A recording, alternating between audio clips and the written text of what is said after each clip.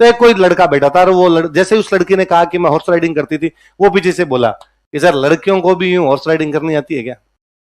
तो जनरली क्या होता है ऐसे मामले के अंदर, लड़की या तो उसकी तरफ देखती नहीं है कि बढ़ने दे रहा अपना क्या लेना है, या आंखें निकाल के छोड़ देती है, और मुझे लड़की का पक्ष लेके उस लड़के को डांटना पड़ता है, बदतमीज, लड़कियों से बात करना नहीं आता, चुपचाप डांटना पड़े भाई, वरना क्यों लड़की को अजीब फील हो। उस दिन मैं कुछ बोलता उससे पहले वो मुड़ी, उसने मुड़ गया, ओए तू हॉर्स राइडिंग छोड़, तू तो कभी बैठा भी है घोड़े पे? लड़कियां करती है क्या हॉर्स राइडिंग? और छोड़, तू हॉर्स राइडिंग छोड़। सर इसकी और मेरी ना सीधी दौड़ करवाओ 400 मीटर, मैं इससे आगे जाऊंगी सर, मैं 400 मीटर की एथलीट और हूं। शर्म आती नहीं है कुछ। मैंने उस दिन उस लड़के का पक्ष लिया, मुझे लगा पुरुष प्रजाति की भयंकर नॉर्थ ईस्ट के जो स्टेट है ना, उन लोगों ने वनस्थली के साथ टाई अप कर रखा है कि हम हमारी बच्चियों को भेज देंगे, फीस वो स्टेट ही देते हैं, तुम तो इनको पढ़ा दो।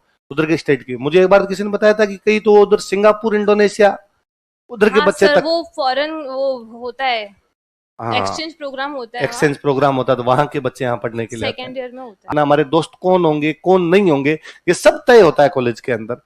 ये ऐसी वनस्थली जैसी कॉलेज है, वो जो नींव है उसको और मजबूत करती है। मतलब वनस्थली शायद भारत का एकमात्र कॉलेज है इसको एविएशन की अनुमति है, फ्लाई करती है लड़कियां।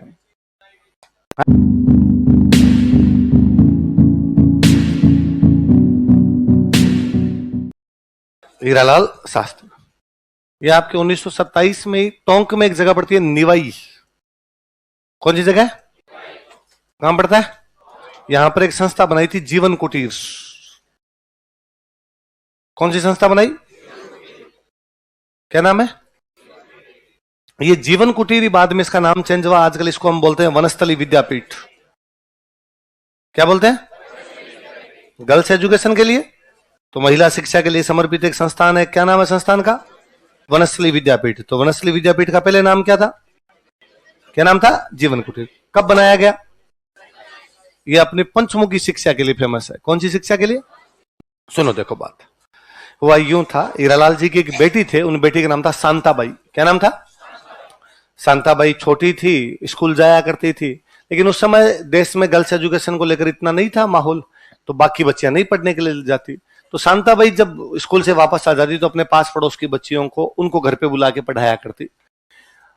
यूं बच्चियों ने एक दिन बातों बातों में कहा कि अपने स्कूल बना ले, घर पे स्कूल बना ले, तो स्कूल के लिए तो ईंटें चाहिए, तो बच्चियों ने छोटी छोटी ईंटें बनानी शुरू कर दी, मिट्टी की ईंटें बना ली। और हीरालाल जी को डेली कहते हैं कि ये देखो हमने ईंटें बना ली, हम स्कूल बनाएंगे। हीरालाल जी भी यूं बच्चों को हाँ हाँ बनाओ बनाओ, फिर तुम्हारी स्कूल बना देंगे बड़ी सी, फिर तुम यहीं पे पढ़ना। इन बिटवीन शांताबाई की डेथ हो गई। शांताबाई की डेथ हुई तो अपनी पुत्री के निधन का शोक था हीरालाल जी को, पर साथ में उनको लगा कि यार मेरी बेटी चाहती थी कि बाकी बेटियां पढ़े, मेरी बेटी चाहती थी कि उनके लिए स्कूल बने, तो क्यों ना मेरी बेटी के सपने को पूरा करूं। और उन्होंने बच्चियों के लिए एक स्कूल बनाई, उसका नाम था जीवन कुटीर। क्या नाम था? उस समय लोगों को यह कहना कि आपकी बच्चियों को स्कूल भेजो, लोग भेजते नहीं थे, तो इसलिए उन्होंने कहा कि भाई स्कूल नहीं है, हम तो एक स्किल डेवलपमेंट सेंटर खोल रहे हैं। क्या खोल रहे हैं? एक ऐसा कुटीर, कुटीर का मतलब घर, जहां पे जीवन जीना सिखाया जाए, लाइफ स्किल सिखाई जाए, सिलाई बुनाई कढ़ाई, इस प्रकार की लड़कियों को चीजें सिखाएंगे। तो लोगों ने एक बार लड़कियों को भेजना शुरू कर दिया, सिलाई बुनाई कढ़ाई सब चाहते थे कि यार नहीं बच्चियां इस प्रकार की बातें सीख जाए। अब वो एक बार आनी शुरू हुई, फिर धीरे धीरे उनको पढ़ाना शुरू कर दिया, फिर वो स्कूल बन गई, स्कूल से वो कॉलेज बन गई, कॉलेज से अब वो बनी हुई यूनिवर्सिटी, और अब हम उसको किस नाम से जानते हैं? वनस्थली विद्यापीठ। किस नाम से जानते हैं? फिर हीरालाल जी का यह भी मानना था कि क्या शिक्षा का उद्देश्य क्या है? क्या शिक्षा का उद्देश्य केवल यह है कि हम एक किताबी ज्ञान लें और उसे पेपर पास कर लें और डिग्री लेके घूमते रहेंगे, साहब मैंने बीए कर ली और मैंने एमए कर ली? नहीं, शिक्षा का विकास होता है, आपका ओवरऑल डेवलपमेंट होना चाहिए, सर्वांगीण विकास जिसको हम कहते हैं वो होना चाहिए।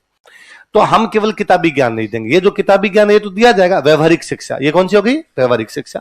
साथ में हम बच्चों को ये भी बताएंगे जीवन में क्या सही है और क्या गलत है, नैतिक शिक्षा देंगे। क्या देंगे? तो मॉरल एजुकेशन एक तो ये होगी अपनी जो व्यवहारिक शिक्षा है तो होगी जनरल एजुकेशन, साथ में उनको मॉरल एजुकेशन भी देंगे। हम बच्चों को इनको डांस कंपटीशन में, सिंगिंग कंपटीशन में, उनमें जाना भी सिखाएंगे, तो वो अपने आप के अंदर एक कला शिक्षा होगी, उस प्रकार की शिक्षा होगी। हम इनको खेल कूद की प्रतियोगिताओं में इनमें भी लेके जाएंगे, तो वो अपने आप में कैसी होगी? फिजिकल एजुकेशन होगी। हम इनको डिबेट कंपटीशन के अंदर, भाषण प्रतियोगिता के अंदर लेके जाएंगे, तो वो कैसी होगी? इंटेलेक्चुअल। इस प्रकार अलग अलग 5 प्रकार की शिक्षा दी जाएगी, इसलिए क्या बोलते हैं? आगे पढ़ने से पहले एक रिक्वेस्ट है कि आप में से 95% लोग बिना सब्सक्राइब करे ही चले जाते हैं, तो चैनल को सब्सक्राइब करें और आने वाले वीडियोस देखते रहें। आगे बात समझो, पंचमुखी शिक्षा, 5 प्रकार की शिक्षा दी जाएगी, इसलिए नाम क्या हो गया? पंच। आप में से कोई जो वनस्थली से पास आउट हो, 2 खड़े हो तो माइक दो भाई पीछे, उनको सवाल पूछे इनसे अपने। तुम वनस्थली पढ़े हो? नहीं, तो निवाई है निवाई निवाई क्यों? वनस्थली में पढ़े नहीं हो ना, फिर रहने दो, फिर उनको दो। जो वनस्थली में पढ़े हैं उनको अधिकार है इसे। तुमसे बातें पूछेंगे। जी सर। आप पढ़े हैं वनस्थली में? हाँ। पहले तो मैंने जो बातें बताई ऐसी ही है या इनमें कुछ ऊपर नीचे? सर 5 फॉल्स में और भी चीजें इन्वॉल्व जैसे है। क्या क्या होती है? जैसे कि वहाँ बहुत सारे स्पोर्ट्स है, हॉर्स राइडिंग और खेल कूद आ गया, मैंने बता दिया, ठीक। हाँ, और अदर 5 फोल्ड एक्टिविटीज, जैसे कि वहाँ बच्चों को अदर कॉन्फ्रेंसेस के लिए बाहर भी ले जाते हैं। ठीक है। तुम्हारा रिसर्च वहाँ ग्रेजुएशन से रिसर्च पेपर वगैरह स्टार्ट हो जाते हैं। उस समय भी रिसर्च पेपर वगैरह, हाँ। बौद्धिक जो इंटेलेक्चुअल वाला, उसका विस्तार थोड़ा ज्यादा ब्रॉड है, वो चीजें। हाँ। बस वो थोड़ा ब्रॉड और एक्सप्लोरेशन का। आपने क्या किया था वहां से? सर मैंने बैचलर्स किया था आर्ट्स में। आर्ट्स में क्या सब्जेक्ट थे आपके? हिस्ट्री, इकोनॉमिक्स और ज्योग्राफी। अच्छा, आप खेल कूद वाले में किस में थे?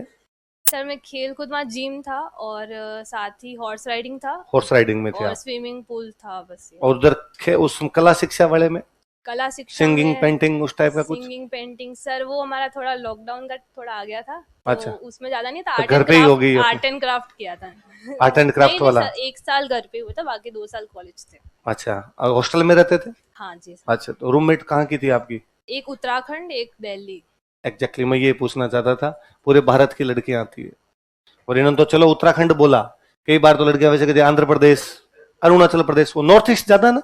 हाँ सर, नॉर्थ ईस्ट मणिपुर के वहीं रहते। हाँ, क्योंकि नॉर्थ ईस्ट के जो स्टेट है ना, उन लोगों ने वनस्थली के साथ टाई अप कर रखा है कि हम हमारी बच्चियों को भेज देंगे, फीस वो स्टेट ही देते हैं, तुम तो इनको पढ़ा दो उधर के स्टेट की। मुझे एक बार किसी ने बताया था कि कई तो उधर सिंगापुर, इंडोनेशिया, उधर के हाँ बच्चे सर, तक। वो फॉरेन वो होता है, हाँ, एक्सचेंज प्रोग्राम होता है, एक्सचेंज प्रोग्राम होता है, तो वहां के बच्चे यहाँ पढ़ने के लिए आते हैं। सेकेंड ईयर में होता है। आप जब अलग अलग सभ्यता के, अलग अलग संस्कृति के, अलग अलग राज्य के साथ लोगों के साथ रहते हो, वैसे भी आपका अपने आप कॉन्फिडेंस बढ़ता है, आपको एक्सपोजर ज्यादा मिलता है।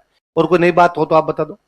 सर बहुत सारी नई बातें हैं बताओ वैसे तो। इसलिए आपको खड़ा किया हमने। सर मैंने तो वहाँ इकोनॉमिक्स में बहुत एक्सप्लोर किया था। वहाँ के जो मतलब कि 2 मंथ्स 3 मंथ्स में वहाँ इकोनॉमिक्स का फेस्ट होता है, तो उसमें मतलब कि पार्टिसिपेट किया था, क्विज कंपटीशन था, साथ ही रिसर्च पेपर भी एक क्रिप्टो पे लिखा था मैंने। क्रिप्टो पे लिखा था? जी सर। ठीक है।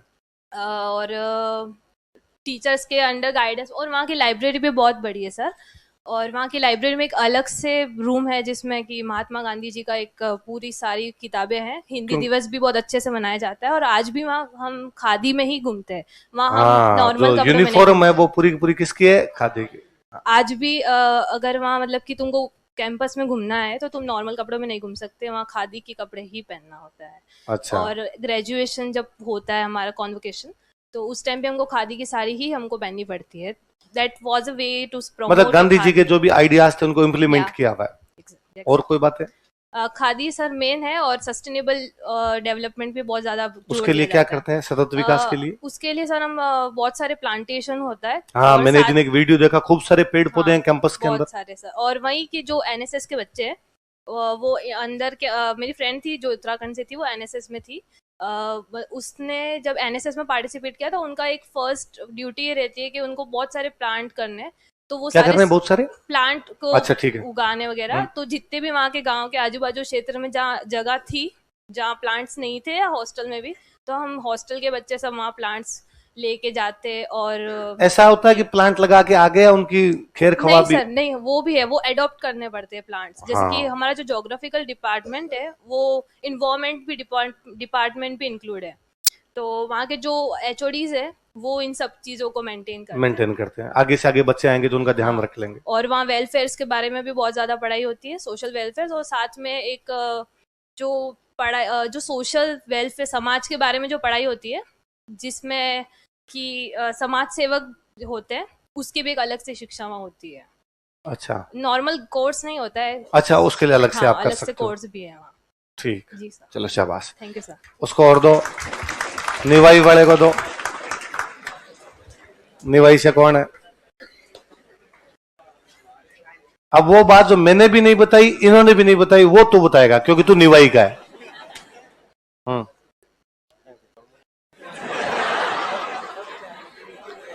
एक आधी बात बता दे कोई अब।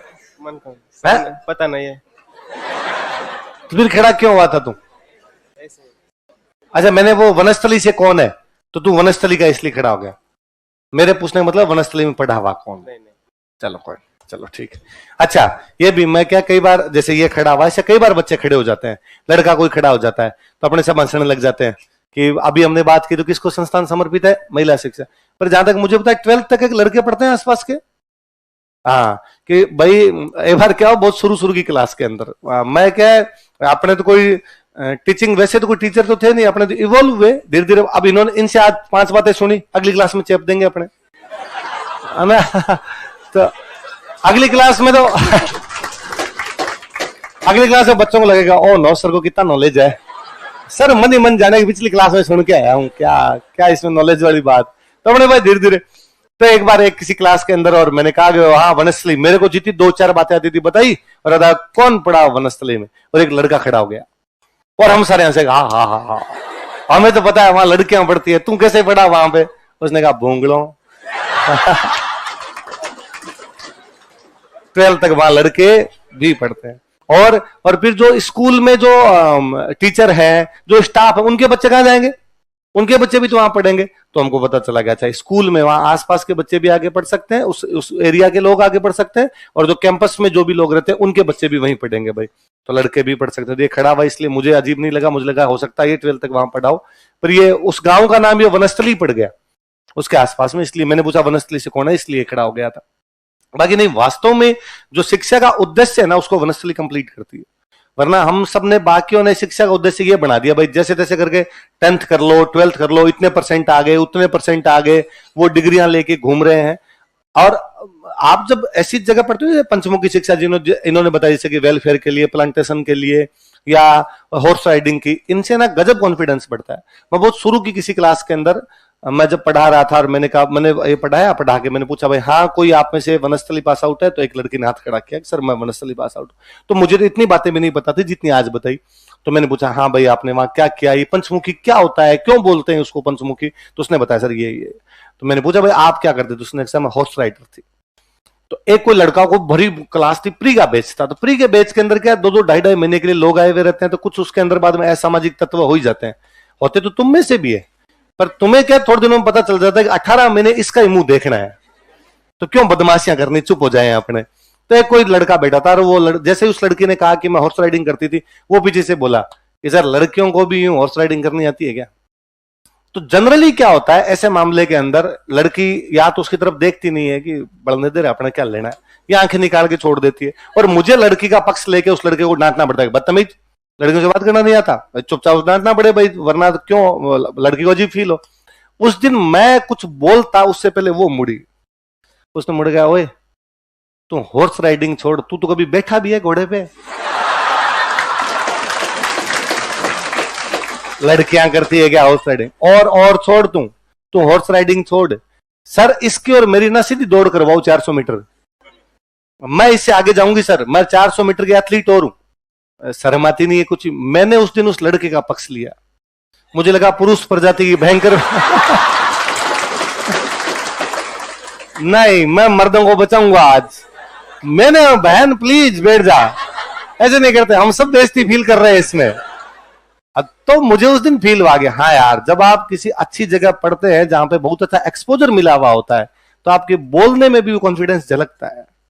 वरना कई बार, मैं आप में से भी कोई बच्चा ऐसा होगा जिसके 12th में 95% होंगे, जिसके 10th के अंदर मेरिट के अंदर आया होगा, और उस बच्चे को भी मैं जब यहां आके कहता हूं कि यहां आके 5 मिनट बोल दे, तो टांगे दूसती है, क्योंकि उसको बोलने का मौका ही नहीं मिला। वो केवल किताबें पढ़ी थी, इंटेलिजेंट है नो डाउट, उसको बहुत सारी चीजें आती है, वो अपने लोगों के अंदर बैठ के उन चीजों को बताता भी होगा, लेकिन उसको प्लेटफॉर्म मिला नहीं ढंग का, इसलिए चीजों को एक्सप्लोर कर नहीं पाया, वो एक्सपोजर मिला नहीं, इसलिए वो जनरली ऐसे किसी बच्चे को तो सर रहने दो सर, मैं यहीं खड़ा होकर सुना दूं सर, मैं सर अकेला सुना दूं, मैं सर लिख के दिखा दूं, बोला नहीं जाता उससे। तो ये आजकल ना अपने में एक बहुत बड़ी, वैसे तो अपनी व्यवस्था की कमी आ गई कि हमने कॉलेज स्किप करने शुरू कर दिए। ना कॉलेज स्किप ही हो गया पूरा। आजकल अपने सबके दिमाग के अंदर है कि कॉलेज जाके क्या करेंगे, और बात भी सही है कि कॉलेजों के अंदर पढ़ाई होनी होगी बंद, तो अपने लगता है कॉलेज जाके क्या करेंगे, वहां पे कोई पढ़ाई तो होती नहीं, इसलिए कोचिंग वाला पूरा सेक्टर ही आ गया। कोचिंग इसीलिए फल फूल रही है क्योंकि कॉलेजों के अंदर लोग जाते। मैं कहता हूं जिस दिन कॉलेज शिक्षा बहुत अच्छी हो गई उस दिन कोचिंग बंद हो जाएगी। भाई आपको आरएस का जो सिलेबस है उसमें क्या लिखा हुआ है कि बीए पास करने के बाद आरएस का पेपर दे सकते हो, तो इसका मतलब बीए तक का सिलेबस आएगा, पर आप बीए वाला सिलेबस पढ़ते ही नहीं क्योंकि कॉलेज के अंदर पढ़ाई होती ही नहीं। पहली बात तो कॉलेज में पढ़ाई नहीं होती, चले भी गए तो वहां पे क्लासेस नहीं हो रही, तो फिर अपने जैसे तैसे 1 वीक सीरीज से पास होते हैं, तो फिर वो जो सिलेबस है वो पढ़ा नहीं, तो फिर आरएस का पेपर नहीं दे पाते, तो आरएस का पेपर देना तो वो चीजें पढ़नी पड़ेगी, तो वो अब कोचिंग पढ़ा रही है। ये कई ये चीजें किसको पढ़ानी चाहिए, कॉलेज को पढ़ानी चाहिए। इसलिए कॉलेज स्किप नहीं होने चाहिए, कॉलेज होने चाहिए। तो मेरा हमेशा से ये मानना था पहले कि बच्चे को 12th के बाद कोचिंग नहीं भेजना, उसकी कॉलेज करवाओ, कॉलेज करवाने के बाद उसको कोचिंग भेजो।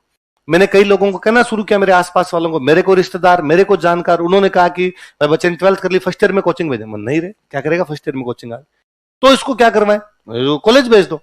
कॉलेज जाके क्या करेगा, फिर धीरे धीरे समझ में आया कि हाँ यार उधर एकदम ही नहीं पढ़ता, इधर कम से कम अपने पास आगे पढ़ेगा तो सही। पर फिर भी मेरा अभी भी मानना है कि यदि कॉलेज अच्छे हो जाए तो किसी भी बच्चे को कॉलेज जाना चाहिए। कॉलेज जाके बहुत कुछ सीखता है, वहां पर उसको एक्सपोजर मिलता है, क्योंकि स्कूल और कॉलेज में पूरा अंतर होता है। स्कूल में हम उतना ही काम करते हैं जितना मास्टर कहते हैं, जितना घर वाले कहते हैं। घर वालों ने तैयार कर दिया, सुबह सुबह पट्टे बांध दिए, अपने चले गए, वापस वहां से आ गए, मम्मी ने टिफिन तैयार कर दिया, वापस आ गए, इतना ही जानते हैं हम। जितना टीचर ने कहा उतना करते हैं। कॉलेज में हमारे खुद के दिमाग के तंतु खुलते हैं, हम अपने अनुसार डिसीजन लेते हैं, हमें क्या पढ़ना है क्या नहीं पढ़ना, लिटरेचर पढ़ना कि नहीं पढ़ना, हमारे दोस्त कौन होंगे कौन नहीं होंगे, ये सब तय होता है कॉलेज के अंदर। ये ऐसी वनस्थली जैसी कॉलेज है, वो जो नींव है उसको और मजबूत करती है।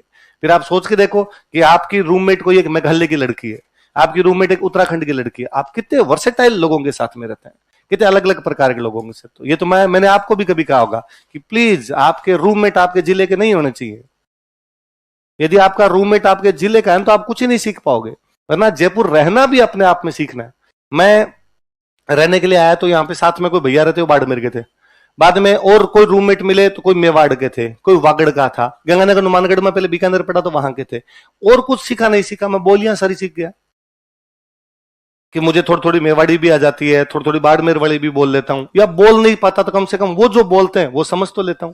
वरना यहाँ पर तो कई बार बंदा पाली का है, उसका रूममेट भी पाली का है, फिर वो बैठ के वैसी बात करता है, थारे सरपंच कौन जीते हो, तुम्हारे एमएलए कौन और हमारे एमएलए कौन, एक जैसा क्षेत्र एक जैसे लोग, वही जाति की बातें धर्म की बातें सेम सेम बातें हो जाती है, उसमें कल्चरल डिफरेंस नाम की कोई चीज ही नहीं होती। इसलिए यहाँ पर भी ये सीखने की खूब सारी चीजें मिलती है। इसलिए वनस्थली इस मामले में बेहद अच्छा कॉलेज है।